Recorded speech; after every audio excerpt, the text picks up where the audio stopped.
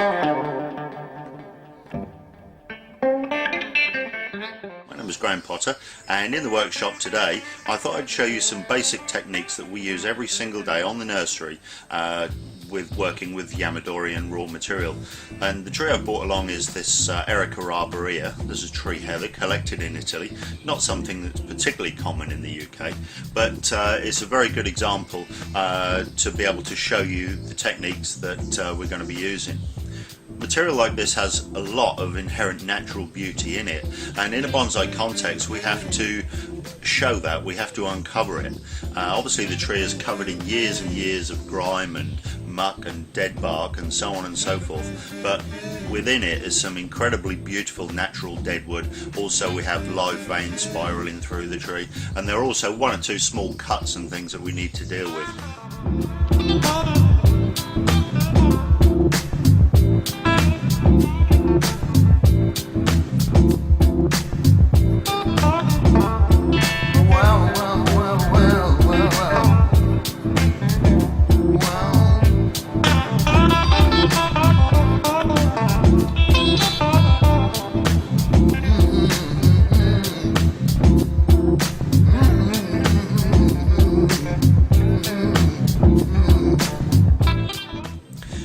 I'm going to be using for this demonstration today are very basic, very simple. We've got a variety of bark strippers and a tough little knife for basically picking and scratching the old bark away, and then a variety of small power tools, power tool bits, including wire brushes, sanding wheels. There's a weasel here. This is a termite, which is a little abrasive cutter. All of these fit into a standard small power tool like this, and in this case this one is fitted with a very small ended flexible shaft, which is good for getting in all sorts of corners. The other thing we've got is the usual gin pliers, branch splitter, and for finishing the gas torch, which comes in very useful for burning and just cleaning down the old wood.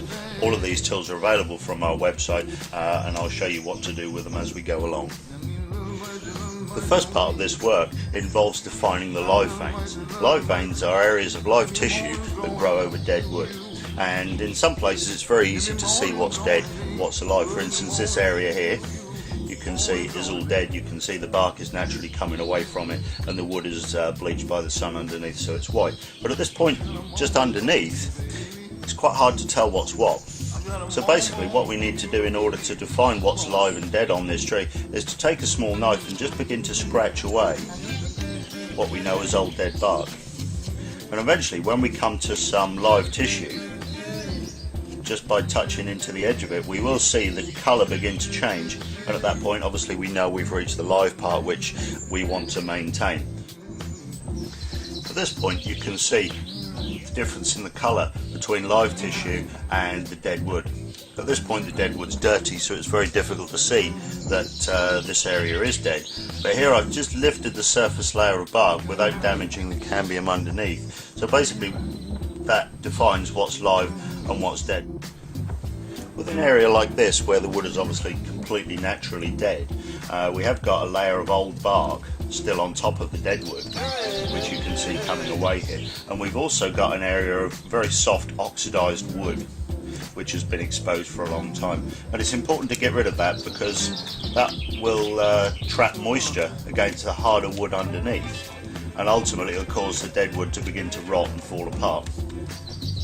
The reason I'm not using power tools on this is I don't want to impart any texture to the wood at all, because everything we need is all naturally here.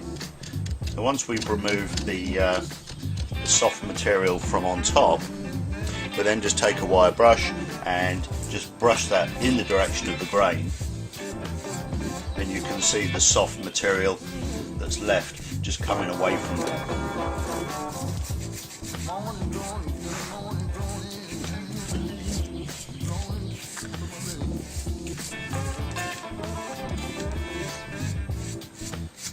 Really all we're trying to do is uncover the inherent natural beauty in this material. We're not trying to create anything that wasn't there in the first place. So you can see now that's come back to nice hard wood, and it's still got some very nice natural texture to it. Dealing with these cut ends is very straightforward. We just take a pair of splitters and pop those apart. So by splitting in a couple of different directions, and then we just take a pair of gym pliers and just peel those back like so. And then once we've cleaned those and burned those, they'll look exactly like the natural ones on the tree. With a piece of material like this is quite comfortable. It's going to take a full day's work.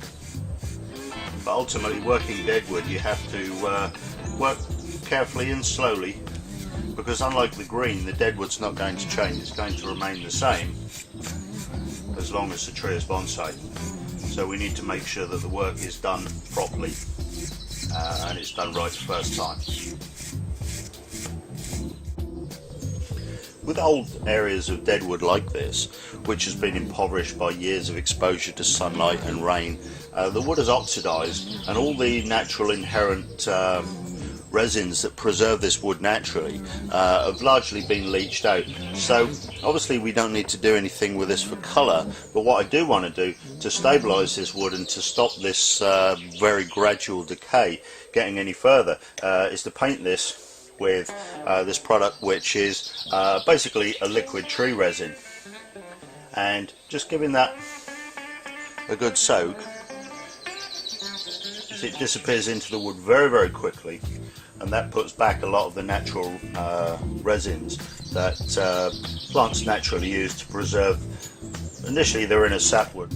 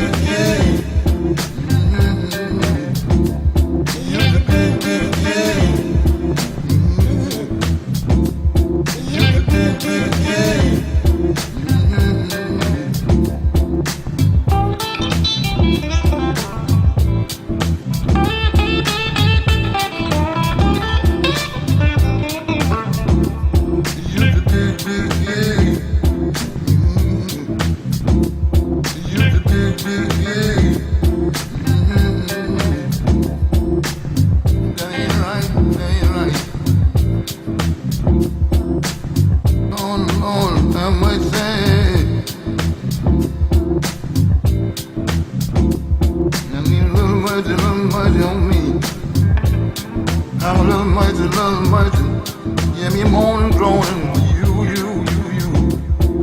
Yeah, me moaning, groaning, me. Good in the morning, you. Moaning, groaning, baby.